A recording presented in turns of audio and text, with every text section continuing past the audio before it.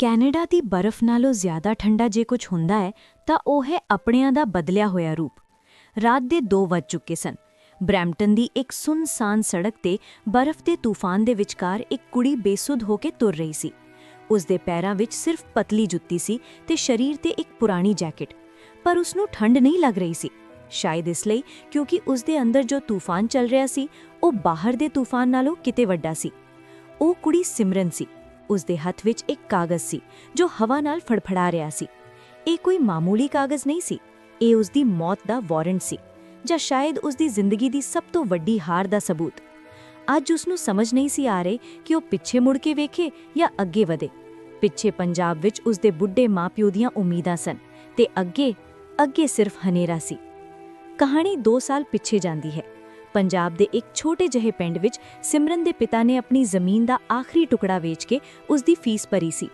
ਮੈਨੂੰ ਅੱਜ ਵੀ ਯਾਦ ਹੈ ਉਹ ਦਿਨ ਜਦੋਂ 에ਅਰਪੋਰਟ ਤੇ ਸਿਮਰਨ ਦੀ ਮਾਂ ਨੇ ਆਪਣੇ ਕੰਨਾਂ ਦੀਆਂ ਵਾਲੀਆਂ ਲਾ ਕੇ ਉਸ ਦੇ ਹੱਥ ਵਿੱਚ ਫੜਾਈਆਂ ਸਨ ਤੇ ਕਿਹਾ ਸੀ, ਧੀਏ, ਇਹ ਤੇਰੇ ਔਖੇ ਵੇਲੇ ਕੰਮ ਆਉਣਗੀਆਂ, ਬਸ ਕਦੇ ਸਾਡਾ ਸਿਰ ਨਾ ਝੁਕਣ ਦੇਵੀ। ਸਿਮਰਨ ਨੇ ਉਦੋਂ ਸਹੁੰ ਖਾਧੀ ਸੀ ਕਿ ਉਹ ਕੈਨੇਡਾ ਜਾ ਕੇ ਇੰਨੀ ਮਿਹਨਤ ਕਰੇਗੀ ਕਿ ਆਪਣੇ ਪਿਤਾ ਦੀ ਜ਼ਮੀਨ ਵਾਪਸ ਛੁਡਾ ਲਵੇਗੀ। ਜਹਾਜ਼ ਚੜ੍ਹਦਿਆਂ ਉਸ ਨੂੰ ਲੱਗਾ ਸੀ ਕਿ ਉਹ ਸਵਰਗ ਵੱਲ ਜਾ ਰਹੀ ਹੈ, ਪਰ ਕੈਨੇਡਾ ਦੀ ਧਰਤੀ ਤੇ ਪੈਰ ਰੱਖਦਿਆਂ ਹੀ ਅਸਲੀਅਤ ਸਾਹਮਣੇ ਆ ਗਈ। ਇੱਥੇ ਡਾਲਰ ਦਰਖਤਾਂ ਤੇ ਨਹੀਂ ਸਨ ਉੱਗਦੇ। ਸਿਮਰਨ ਦੀ ਜ਼ਿੰਦਗੀ ਕਾਲਜ ਤੋਂ ਬੇਸਮੈਂਟ ਤੇ ਬੇਸਮੈਂਟ ਤੋਂ ਇੱਕ ਪੀਜ਼ਾ ਸਟੋਰ ਤੱਕ ਸਿਮਟ ਕੇ ਰਹਿ ਗਈ। ਹੱਡ ਪਨਵੀ ਮਿਹਨਤ, ਨੀਂਦ ਦੀ ਕਮੀ ਤੇ ਅਗਲੇ ਸਮੈਸਟਰ ਦੀ ਫੀਸ ਦੀ ਚਿੰਤਾ ਨੇ ਉਸ ਦਾ ਹਾਸਾ ਖੋਹ ਲਿਆ ਸੀ। ਉਹ ਘਰ ਫੋਨ ਕਰਦੀ ਤਾਂ ਝੂਠ ਬੋਲਦੀ, ਬਾਪੂ ਮੈਂ ਬਹੁਤ ਖੁਸ਼ ਹਾਂ, ਕੰਮ ਬਹੁਤ ਵਧੀਆ ਹੈ, ਪਰ ਫੋਨ ਕੱਟ ਕੇ ਸਿਰਹਾਣੇ ਵਿੱਚ ਮੂੰਹ ਦੇ ਕੇ ਰੋ ਪੈਂਦੀ। ਇਸੇ ਮੁਸ਼ਕਿਲ ਦੌਰ ਵਿੱਚ ਉਸ ਦੀ ਜ਼ਿੰਦਗੀ ਵਿੱਚ ਰੋਹਨ ਆਇਆ। ਰੋਹਨ ਉਸੇ ਪੀਜ਼ਾ ਸਟੋਰ ਤੇ ਮੈਨੇਜਰ ਲੱਗਾ ਸੀ। ਉਹ ਦੇਖਣ ਵਿੱਚ ਬਹੁਤ ਸੁਲਝਿਆ ਹੋਇਆ, ਮਿੱਠਾ ਬੋਲਣ ਵਾਲਾ ਅਤੇ ਮਦਦਗਾਰ ਲੱਗਦਾ ਸੀ। ਜਦੋਂ ਸਿਮਰਨ ਦੀਆਂ ਸ਼ਿਫਟਾਂ ਕੱਟੀਆਂ ਗਈਆਂ ਤਾਂ ਰੋਹਨ ਨੇ ਉਸ ਨੂੰ ਵੱਧ ਘੰਟੇ ਦਿੱਤੇ। ਜਦੋਂ ਉਹ ਬਿਮਾਰ ਹੋਈ ਤਾਂ ਰੋਹਨ ਉਸ ਲਈ ਦਵਾਈ ਲੈ ਕੇ ਆਇਆ। ਇੱਕ ਅਣਜਾਣ ਦੇਸ਼ ਵਿੱਚ ਸਿਮਰਨ ਨੂੰ ਰੋਹਨ ਦੇ ਰੂਪ ਵਿੱਚ ਇੱਕ ਫਰਿਸ਼ਤਾ ਨਜ਼ਰ ਆਉਣ ਲੱਗਾ। ਇੱਕ ਸ਼ਾਮ ਜਦੋਂ ਸਿਮਰਨ ਬਹੁਤ ਪਰੇਸ਼ਾਨ ਸੀ ਕਿਉਂਕਿ ਉਸ ਦਾ ਵਰਕ ਪਰਮਿਟ ਖਤਮ ਹੋਣ ਵਾਲਾ ਸੀ ਤੇ ਪੀਆਰ ਦੂਰ-ਦੂਰ ਤੱਕ ਨਜ਼ਰ ਨਹੀਂ ਆ ਰਹੀ ਸੀ, ਰੋਹਨ ਨੇ ਉਸ ਦਾ ਹੱਥ ਫੜ ਕੇ ਕਿਹਾ, ਸਿਮਰਨ, ਤੂੰ ਇੰਨੀ ਫਿਕਰ ਕਿਉਂ ਕਰਦੀ ਹੈ? ਮੇਰੇ ਕੋਲ ਪੱਕੀ ਪੀਆਰ ਹੈ, ਮੈਂ ਤੈਨੂੰ ਇੰਜ ਰੁਲਦਿਆਂ ਨਹੀਂ ਵੇਖ ਸਕਦਾ। ਜੇ ਤੂੰ ਕਵੇਂ ਤਾਂ ਅਸੀਂ ਕਾਗਜ਼ੀ ਵਿਆਹ ਕਰਵਾ ਸਕਦੇ ਹਾਂ, ਤੇਰਾ ਸਟੇਟਸ ਪੱਕਾ ਹੋ ਜਾਵੇਗਾ ਤੇ ਬਾਅਦ ਵਿੱਚ ਭਾਵੇਂ ਅਲੱਗ ਹੋ ਜਾਵੀਂ। ਸਿਮਰਨ ਪਹਿਲਾਂ ਡਰ ਗਈ, ਇਹ ਗਲਤ ਸੀ, ਪਰ ਰੋਹਨ ਨੇ ਬੜੀ ਚਾਲਾਕੀ ਨਾਲ ਭਰੋਸਾ ਦਿਵਾਇਆ, ਮੈਂ ਤੇਰੇ ਤੋਂ 1 ਰੁਪਈਆ ਨਹੀਂ ਲੈਣਾ, ਮੈਂ ਸਿਰਫ ਤੇਰੀ ਮਦਦ ਕਰਨਾ ਚਾਹੁੰਦਾ ਹਾਂ ਕਿਉਂਕਿ ਮੈਂ ਤੈਨੂੰ ਪਸੰਦ ਕਰਦਾ ਹਾਂ। ਸਿਮਰਨ ਪਿਘਲ ਗਈ। ਉਸ ਨੂੰ ਲੱਗਾ ਕਿ ਰੱਬ ਨੇ ਉਸ ਦੀ ਸੁਣ ਲਈ ਹੈ।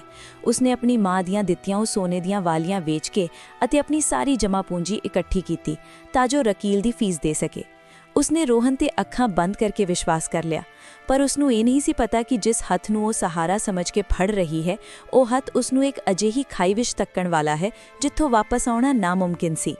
ਅੱਜ ਸਵੇਰੇ ਰੋਹਨ ਨੇ ਉਸ ਨੂੰ ਵਕੀਲ ਦੇ ਦਫ਼ਤਰ ਬੁਲਾਇਆ ਸੀ, ਸਾਰੇ ਪੈਸੇ ਲੈ ਕੇ। ਸਿਮਰਨ ਖੁਸ਼ ਸੀ, ਪਰ ਜਦੋਂ ਉਹ ਦਫ਼ਤਰ ਪਹੁੰਚੀ ਉੱਥੇ ਜ਼ਿੰਦਾ ਲੱਗਾ ਸੀ ਅਤੇ ਜਦੋਂ ਉਸਨੇ ਰੋਹਨ ਨੂੰ ਫੋਨ ਕੀਤਾ ਤਾਂ ਫੋਨ ਬੰਦ ਸੀ। ਪਰ ਅਸਲੀ ਝਟਕਾ ਤਾਂ ਹੁਣ ਲੱਗਣ ਵਾਲਾ ਸੀ ਜਦੋਂ ਉਸਦੇ ਫੋਨ ਤੇ ਇੱਕ ਅਣਜਾਣ ਨੰਬਰ ਤੋਂ ਮੈਸੇਜ ਆਇਆ। ਉਸ ਅਣਜਾਣ ਨੰਬਰ ਤੋਂ ਆਏ ਮੈਸੇਜ ਦੀ ਟਿਊਨ ਨੇ ਸਿਮਰਨ ਦੇ ਦਿਲ ਦੀ ਧੜਕਨ ਰੋਕ ਦਿੱਤੀ ਸੀ। ਬਰਫੀਲੀ ਹਵਾ ਦੇ ਵਿੱਚ ਖੜੀ ਸਿਮਰਨ ਨੇ ਕੰਬਦੇ ਹੱਥਾਂ ਨਾਲ ਫੋਨ ਦੀ ਸਕਰੀਨ ਅਨਲੌਕ ਕੀਤੀ। ਮੈਸੇਜ ਤੇ ਲਿਖਿਆ ਸੀ, ਸਿਮਰਨ, ਹੁਣ ਉੱਥੇ ਖੜ ਕੇ ਇੰਤਜ਼ਾਰ ਕਰਨ ਦਾ ਕੋਈ ਫਾਇਦਾ ਨਹੀਂ। ਰੋਹਨ ਨਹੀਂ ਆਵੇਗਾ। ਅਸੀਂ ਟੋਰਾਂਟੋ 에ਅਰਪੋਰਟ ਤੇ ਹਾਂ ਅਤੇ ਸਾਡੀ ਇੰਡੀਆ ਦੀ ਫਲਾਈਟ ਹੈ। ਤੇਰੇ ਦਿੱਤੇ $25,000 ਲਈ ਧੰਨਵਾਦ। ਉਹ ਸਾਡੇ ਨਵੇਂ ਘਰ ਲਈ ਬਹੁਤ ਕੰਮ ਆਉਣਗੇ। ਰੱਬ ਦਾ ਵਾਸਤਾ ਹੈ, ਪੁਲਿਸ ਕੋਲ ਜਾਣ ਦੀ ਕੋਸ਼ਿਸ਼ ਨਾ ਕਰੀ ਕਿਉਂਕਿ ਤੇਰੇ ਕੋਲ ਸਬੂਤ ਕੋਈ ਨਹੀਂ ਹੈ ਤੇ ਤੂੰ ਖੁਦ ਪੇਪਰ ਮੈਰਿਜ ਦੇ ਕੇਸ ਵਿੱਚ ਫਸ ਜਾਵੇਂਗੀ। ਆਪਣੀ ਜ਼ਿੰਦਗੀ ਜੀ ਲੈ। ਪ੍ਰੀਤ, ਰੋਹਨ ਦੀ ਅਸਲੀ ਪਤਨੀ। ਫੋਨ ਸਿਮਰਨ ਦੇ ਹੱਥੋਂ ਛੁੱਟ ਕੇ ਬਰਫ਼ ਵਿੱਚ ਜਾ ਡਿੱਗਾ। ਧਰਤੀ ਘੁੰਮਣ ਲੱਗੀ। ਅਸਮਾਨ ਹੇਠਾਂ ਆ ਗਿਆ। ਰੋਹਨ ਸਿਰਫ ਧੋਖੇਬਾਜ਼ ਨਹੀਂ ਸੀ, ਉਹ ਪਹਿਲਾਂ ਤੋਂ ਵਿਆਹਿਆ ਹੋਇਆ ਸੀ। ਉਸਨੇ ਅਤੇ ਉਸਦੀ ਪਤਨੀ ਨੇ ਮਿਲ ਕੇ ਸਿਮਰਨ ਨੂੰ ਇੱਕ ਸੋਨੇ ਦੀ ਚਿੜੀ ਸਮਝ ਕੇ ਲੁੱਟਿਆ ਸੀ। ਉਹ ਸਾਰਾ ਪਿਆਰ, ਉਹ ਫਿਕਰ, ਉਹ ਰਾਤਾਂ ਨੂੰ ਜਾਗ ਕੇ ਕੀਤੀਆਂ ਗੱਲਾਂ, ਸਭ ਇੱਕ ਨਾਟਕ ਸੀ, ਇੱਕ ਜਾਲ ਸੀ। ਸਿਮਰਨ ਉੱਥੇ ਹੀ ਸੜਕ ਦੇ ਕਿਨਾਰੇ ਗੋਡਿਆਂ ਭਾਰ ਬੈਠ ਗਈ।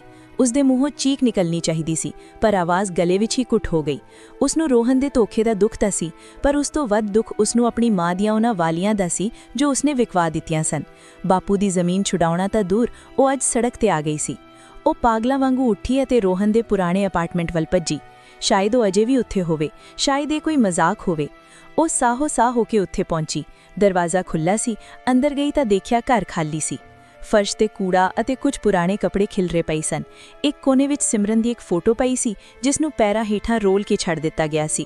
ਉਸ ਪਲ ਸਿਮਰਨ ਨੂੰ ਅਹਿਸਾਸ ਹੋਇਆ ਕਿ ਕੈਨੇਡਾ ਵਿੱਚ ਇਕੱਲੇਪਨ ਦਾ ਅਸਲੀ ਮਤਲਬ ਕੀ ਹੁੰਦਾ ਹੈ।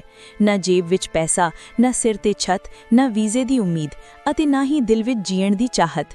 ਉਹ ਸ਼ੀਸ਼ੇ ਦੇ ਸਾਹਮਣੇ ਖੜੀ ਹੋਈ, ਆਪਣੀਆਂ ਅੱਖਾਂ ਵਿੱਚ ਦੇਖਿਆ। ਉਸ ਨੂੰ ਆਪਣੇ ਆਪ ਤੋਂ ਘਿਣ ਆ ਰਹੀ ਸੀ। ਮੈਂ ਇੰਨੀ ਮੂਰਖ ਕਿਵੇਂ ਹੋ ਸਕਦੀ ਹਾਂ? ਮੈਂ ਆਪਣੇ ਮਾਪਿਓ ਦੀ ਇੱਜ਼ਤ ਮਿੱਟੀ ਵਿੱਚ ਰੋਲ ਦਿੱਤੀ। ਰਾਤ ਦੇ 3 ਵੱਜ ਚੁੱਕੇ ਸਨ। ਸਿਮਰਨ ਇੱਕ ਪੁਲ ਦੇ ਉੱਪਰ ਖੜੀ ਸੀ। ਹੇਠਾਂ ਠੰਡਾ ਪਾਣੀ ਵਹਿ ਰਿਹਾ ਸੀ। ਉਸ ਦੇ ਦਿਮਾਗ ਵਿੱਚ ਬੁਰੇ ਖਿਆਲ ਆ ਰਹੇ ਸਨ। ਜੇ ਮੈਂ ਘਰ ਵਾਪਸ ਗਈ ਤਾਂ ਮੇਰੇ ਬਾਪੂ ਨੂੰ ਦਿਲ ਦਾ ਦੌਰਾ ਪੈ ਜਾਵੇਗਾ। ਇਸ ਤੋਂ ਚੰਗਾ ਹੈ ਕਿ ਮੈਂ ਖਤਮ ਹੋ ਜਾਵਾਂ। ਉਸਨੇ ਅੱਖਾਂ ਬੰਦ ਕੀਤੀਆਂ। ਹੰਝੂ ਗੱਲਾਂ ਤੇ ਜੰਮ ਗਏ ਸਨ।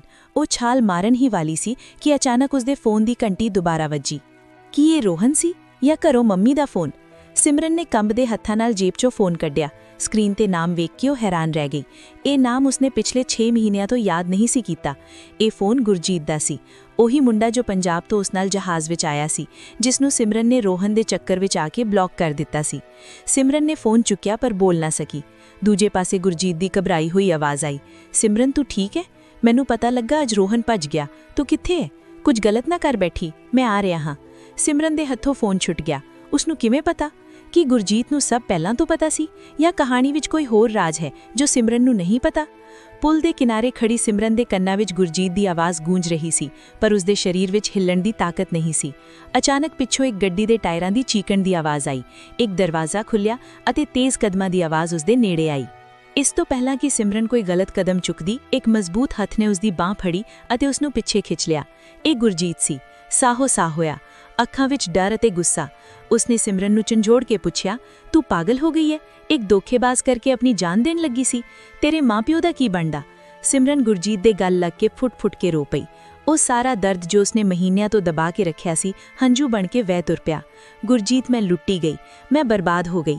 ਮੈਂ ਉਸ ਤੇ ਅੰਨਾ ਯਕੀਨ ਕੀਤਾ ਅਤੇ ਤੇਰੀ ਦੋਸਤੀ ਠੁਕਰਾ ਦਿੱਤੀ। ਮੇਰੇ ਕੋਲ ਹੁਣ ਕੁਝ ਨਹੀਂ ਬਚਿਆ, ਨਾ ਪੈਸਾ, ਨਾ ਇੱਜ਼ਤ, ਨਾ ਵੀਜ਼ੇ ਦੀ ਉਮੀਦ। ਗੁਰਜੀਤ ਨੇ ਉਸਨੂੰ ਆਪਣੀ ਗੱਡੀ ਵਿੱਚ ਬਿਠਾ ਕੇ ਲੈ ਗਿਆ। ਗੱਡੀ ਦੀ ਹੀਟਰ ਦੀ ਗਰਮਾਹਟ ਵਿੱਚ ਬੈਠ ਕੇ ਸਿਮਰਨ ਨੂੰ ਥੋੜਾ ਹੋਸ਼ ਆਇਆ। ਗੁਰਜੀਤ ਨੇ ਉਸਨੂੰ ਪਾਣੀ ਪਿਲਾਇਆ ਅਤੇ ਫਿਰ ਉਹ ਗੱਲ ਦੱਸੀ ਜਿਸ ਨੇ ਸਿਮਰਨ ਦੇ ਪਛਤਾਵੇ ਨੂੰ ਹੋਰ ਡੂੰਘਾ ਕਰ ਦਿੱਤਾ। ਗੁਰਜੀਤ ਨੇ ਕਿਹਾ, ਸਿਮਰਨ, ਤੈਨੂੰ ਯਾਦ ਹੈ 2 ਮਹੀਨੇ ਪਹਿਲਾਂ ਮੈਂ ਤੈਨੂੰ ਇੱਕ ਮੈਸੇਜ ਕੀਤਾ ਸੀ ਕਿ ਰੋਹਨ ਠੀਕ ਬੰਦਾ ਨਹੀਂ? ਤੂੰ ਮੈਨੂੰ ਬਲੌਕ ਕਰ ਦਿੱਤਾ ਸੀ। ਅਸਲ ਵਿੱਚ ਮੈਂ ਰੋਹਨ ਨੂੰ ਵੈਨਕੂਵਰ ਵਾਲੀ ਫਲਾਈਟ ਬੁੱਕ ਕਰਾਉਂਗੇ ਸੁਣ ਲਿਆ ਸੀ। ਮੈਨੂੰ ਪਤਾ ਸੀ ਉਹ ਭੱਜਣ ਵਾਲਾ ਹੈ। ਮੈਂ ਅੱਜ ਸਾਰਾ ਦਿਨ ਤੇਰੀ ਬੇਸਮੈਂਟ ਦੇ ਬਾਹਰ ਤੇਰਾ ਇੰਤਜ਼ਾਰ ਕਰਦਾ ਰਿਹਾ, ਪਰ ਤੂੰ ਘਰ ਨਹੀਂ ਸੀ। ਸਿਮਰਨ ਨੂੰ ਲੱਗਾ ਜਿਵੇਂ ਕਿਸੇ ਨੇ ਉਸਦੇ ਮੂੰਹ ਤੇ ਤਮਾਚਾ ਮਾਰਿਆ ਹੋਵੇ। ਉਸਨੇ ਆਪਣੇ ਸੱਚੇ ਦੋਸਤ ਨੂੰ ਛੱਡ ਕੇ ਇੱਕ ਠੱਗ ਨੂੰ ਚੁਣਿਆ ਸੀ। ਇਹ ਗਲਤੀ ਰੋਹਨ ਦੀ ਘੱਟ ਅਤੇ ਉਸਦੀ ਆਪਣੀ ਮੂਰਖਤਾ ਦੀ ਜ਼ਿਆਦਾ ਸੀ। ਉਸ ਰਾਤ ਗੁਰਜੀਤ ਨੇ ਕਿਹਾ, ਤੂੰ ਮੇਰੇ ਘਰ ਰਹਿ ਸਕਦੀ ਹੈ ਜਦੋਂ ਤੱਕ ਸਭ ਠੀਕ ਨਹੀਂ ਹੁੰਦਾ। ਪਰ ਇੱਥੇ ਸਿਮਰਨ ਦੀ ਅਣਖ, ਸੈਲਫ ਰਿਸਪੈਕਟ ਜਾਗ ਪਈ। ਉਸਨੇ ਸੋਚਿਆ ਕਿ ਉਸਨੇ ਪਹਿਲਾਂ ਹੀ ਕਿਸੇ ਦੇ ਸਹਾਰੇ ਰਹਿ ਕੇ ਗਲਤੀ ਕੀਤੀ ਹੈ। ਹੁਣ ਉਹ ਦੁਬਾਰਾ ਕਿਸੇ ਮੁੰਡੇ ਦਾ ਅਹਿਸਾਨ ਨਹੀਂ ਲਵੇਗੀ। ਉਸਨੇ ਹੱਥ ਜੋੜ ਕੇ ਕਿਹਾ, ਨਹੀਂ ਗੁਰਜੀਤ, ਅੱਜ ਤੱਕ ਮੈਂ ਦੂਜਿਆਂ ਦੇ ਮੋਢਿਆਂ ਤੇ ਸਿਰ ਰੱਖ ਕੇ ਜਿਉਂਦੀ ਰਹੀ। ਹੁਣ ਮੈਨੂੰ ਆਪਣੀ ਲੜਾਈ ਆਪ ਲੜਨੀ ਪੈਣੀ ਹੈ। ਜੇ ਤੂੰ ਮਦਦ ਕਰਨਾ ਚਾਹੁੰਦਾ ਹੈ ਤਾਂ ਬਸ ਮੈਨੂੰ ਗੁਰਦੁਆਰੇ ਛੱਡ ਦੇ।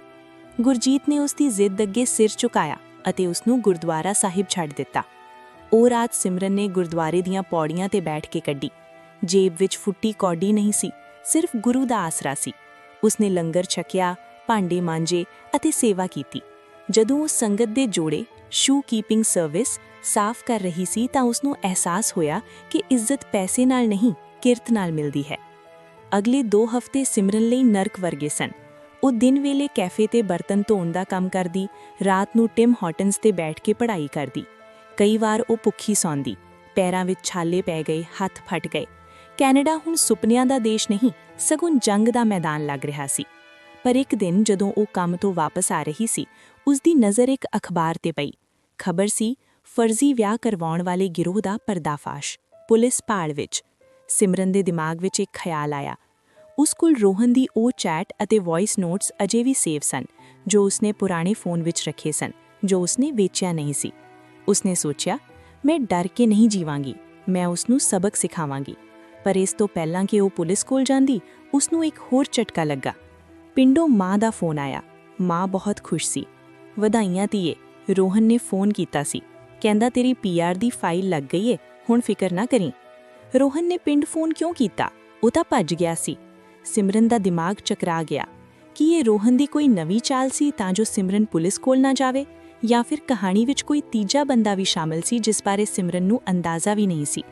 ਸਿਮਰਨ ਦੇ ਦਿਮਾਗ ਵਿੱਚ ਬਿਜਲੀ ਵਾਂਗ ਝਟਕਾ ਲੱਗਾ। ਜੇ ਰੋਹਨ ਇੰਡੀਆ ਲਈ ਫਲਾਈਟ ਲੈ ਕੇ ਉੱਡ ਚੁੱਕਾ ਹੈ ਤਾਂ ਉਹ ਮੇਰੇ ਪਿੰਡ ਫੋਨ ਕਰਕੇ ਝੂਠ ਕਿਉਂ ਬੋਲੇਗਾ? ਚੋਰ ਚੋਰੀ ਕਰਕੇ ਭੱਜਦਾ ਹੈ, ਪਿੱਛੇ ਮੁੜ ਕੇ ਸਫਾਈਆਂ ਨਹੀਂ ਦਿੰਦਾ। ਸਿਮਰਨ ਨੂੰ ਸਮਝ ਆ ਗਈ, ਰੋਹਨ ਅਤੇ ਉਸ ਦੀ ਪਤਨੀ ਕੈਨੇਡਾ ਤੋਂ ਭੱਜੇ ਨਹੀਂ ਸਨ। ਉਹਨਾਂ ਨੇ ਫਲਾਈਟ ਵਾਲਾ ਡਰਾਮਾ ਸਿਰਫ ਸਿਮਰਨ ਨੂੰ ਡਰਾਉਣ ਅਤੇ ਨਿਰਾਸ਼ ਕਰਨ ਲਈ ਕੀਤਾ ਸੀ, ਤਾਂ ਜੋ ਉਹ ਪੁਲਿਸ ਕੋਲ ਨਾ ਜਾਣ। ਉਹਨਾਂ ਨੂੰ ਡਰ ਸੀ ਕਿ ਜੇ ਸਿਮਰਨ ਨੇ ਰੌਲਾ ਪਾਇਆ ਤਾਂ ਉਹਨਾਂ ਦੀ ਆਪਣੀ ਪੀਆਰ ਖਤਰੇ ਵਿੱਚ ਪੈ ਜਾਵੇਗੀ। ਉਹ ਇੱਥੇ ਹੀ ਸਨ, ਕਿਸੇ ਹੋਰ ਸ਼ਹਿਰ ਵਿੱਚ ਲੁਕੇ ਹੋਏ ਸਨ। ਸਿਮਰਨ ਨੇ ਅੱਖਾਂ ਪੁੰਝੀਆਂ। ਉਸ ਦੀਆਂ ਅੱਖਾਂ ਵਿੱਚ ਹੁਣ ਹੰਝੂ ਨਹੀਂ, ਅੱਗ ਸੀ। ਉਸਨੇ ਤੁਰੰਤ ਗੁਰਜੀਤ ਨੂੰ ਫੋਨ ਕੀਤਾ। ਗੁਰਜੀਤ, ਉਹ ਇੱਥੇ ਹੀ ਨੇ, ਮੈਨੂੰ ਤੇਰੀ ਮਦਦ ਚਾਹੀਦੀ ਹੈ, ਪਰ ਪੈਸਿਆਂ ਦੀ ਨਹੀਂ, ਹਿੰਮਤ ਦੀ। ਅਗਲੇ ਹੀ ਦਿਨ ਸਿਮਰਨ ਪੁਲਿਸ ਸਟੇਸ਼ਨ ਗਈ। ਇਸ ਵਾਰ ਉਹ ਡਰੀ ਹੋਈ ਕੱਚੀ ਕੁੜੀ ਨਹੀਂ ਸੀ। ਉਸਨੇ ਅਫਸਰ ਦੇ ਸਾਹਮਣੇ ਰੋਹਨ ਦੇ ਸਾਰੇ ਵੌਇਸ ਨੋਟਸ, ਪੁਰਾਣੀ ਚੈਟਸ ਅਤੇ ਬੈਂਕ ਦੇ ਸਬੂਤ ਰੱਖੇ। ਪੁਲਿਸ ਨੇ ਰੋਹਨ ਦੇ ਫੋਨ ਦੀ ਲੋਕੇਸ਼ਨ ਟ੍ਰੇਸ ਕੀਤੀ। ਉਹ ਵੈਂਕੂਵਰ ਨਹੀਂ ਬਲਕਿ ਸਰੀ ਦੇ ਇੱਕ ਬੇਸਮੈਂਟ ਵਿੱਚ ਲੁਕਿਆ ਬੈਠਾ ਸੀ। 2 ਦਿਨਾਂ ਬਾਅਦ ਪੁਲਿਸ ਨੇ ਛਾਪਾ ਮਾਰਿਆ। ਸਿਮਰਨ ਉੱਥੇ ਮੌਜੂਦ ਸੀ। ਜਦੋਂ ਪੁਲਿਸ ਰੋਹਨ ਨੂੰ ਹੱਥਕੜੀ ਲਗਾ ਕੇ ਬਾਹਰ ਲਿਆਂਦੀ ਤਾਂ ਰੋਹਨ ਦੀਆਂ ਨਜ਼ਰਾਂ ਝੁਕੀਆਂ ਹੋਈਆਂ ਸਨ। ਉਸਨੇ ਸਿਮਰਨ ਵੱਲ ਵੇਖ ਕੇ ਮਾਫੀ ਮੰਗਣ ਦੀ ਕੋਸ਼ਿਸ਼ ਕੀਤੀ, ਪਰ ਸਿਮਰਨ ਨੇ ਕੁਝ ਨਹੀਂ ਕਿਹਾ।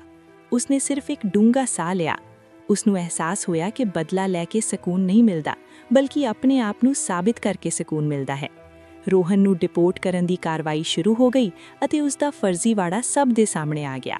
ਪਰ ਕਹਾਣੀ ਇੱਥੇ ਖਤਮ ਨਹੀਂ ਹੋਈ। ਸਿਮਰਨ ਦੇ ਪੈਸੇ ਵਾਪਸ ਆਉਣ ਵਿੱਚ ਸਮਾਂ ਲੱਗਣਾ ਸੀ। ਅਸਲੀ ਜੰਗ ਅਜੇ ਬਾਕੀ ਸੀ। ਸਿਮਰਨ ਨੇ ਹਾਰ ਨਹੀਂ ਮੰਨੀ। ਉਸਨੇ ਦਿਨ ਰਾਤ ਇੱਕ ਕਰ ਦਿੱਤਾ। ਉਸ ਸਵੇਰੇ 4 ਵਜੇ ਉੱਠਦੀ, ਗੋਡੇ-ਗੋਡੇ ਬਰਫ਼ ਵਿੱਚ ਬੱਸ ਫੜਦੀ, 2 ਸ਼ਿਫਟਾਂ ਲਾਉਂਦੀ, ਫਿਰ ਕਾਲਜ ਜਾਂਦੀ।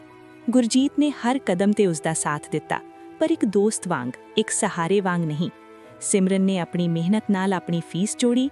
ਜਿਸ ਜ਼ਮੀਨ ਨੂੰ ਛੁਡਾਉਣ ਦਾ ਸੁਪਨਾ ਲੈ ਕੇ ਉਹ ਆਈ ਸੀ, ਉਸ ਸੁਪਨੇ ਨੂੰ ਉਸਨੇ ਮਰਨ ਨਹੀਂ ਦਿੱਤਾ। ਅੱਜ ਟੋਰਾਂਟੋ ਪੀਅਰਸਨ 에ਅਰਪੋਰਟ ਤੇ ਬਹੁਤ ਭੀੜ ਹੈ। ਆਗਮਨ ਗੇਟ ਦੇ ਬਾਹਰ ਇੱਕ ਖੂਬਸੂਰਤ ਅਤੇ ਆਤਮ ਵਿਸ਼ਵਾਸ ਨਾਲ ਭਰੀ ਕੁੜੀ ਖੜੀ ਹੈ। ਉਸਨੇ ਮਹਿੰਗਾ ਕੋਟ ਪਾਇਆ ਹੋਇਆ ਹੈ ਅਤੇ ਹੱਥ ਵਿੱਚ ਗੱਡੀ ਦੀ ਚਾਬੀ ਹੈ। ਇਹ ਸਿਮਰਨ ਹੈ, ਪਰ ਅੱਜ ਉਹ ਇਕੱਲੀ ਨਹੀਂ। ਉਸ ਦੇ ਨਾਲ ਗੁਰਜੀਤ ਖੜਾ ਹੈ।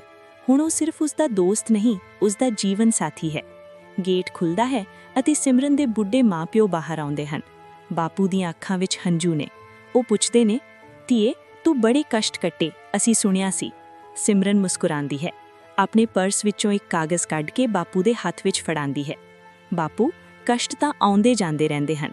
ਆਹ ਵੇਖੋ, ਤੁਹਾਡੀ ਜ਼ਮੀਨ ਦੇ ਕਾਗਜ਼ ਮੈਂ ਛੁਡਾ ਲਈ ਹੈ, ਤੇ ਆਹ ਦੂਜਾ ਕਾਗਜ਼ ਮੇਰੀ ਪੀਆਰ ਦਾ ਹੈ। ਮਾਂ-ਪਿਓ ਨੇ ਧੀ ਨੂੰ ਕੁੱਟ ਕੇ ਗਲ ਨਾਲ ਲਾ ਲਿਆ। ਉਸ ਪਲ ਸਿਮਰਨ ਨੂੰ ਲੱਗਿਆ ਜਿਵੇਂ ਸਾਰੀ ਥਕਾਵਟ ਲਹਿ ਗਈ ਹੋਵੇ। ਉਸਨੇ ਕੈਨੇਡਾ ਦੀ ਬਰਫ਼ ਨੂੰ ਜਿੱਤ ਲਿਆ ਸੀ।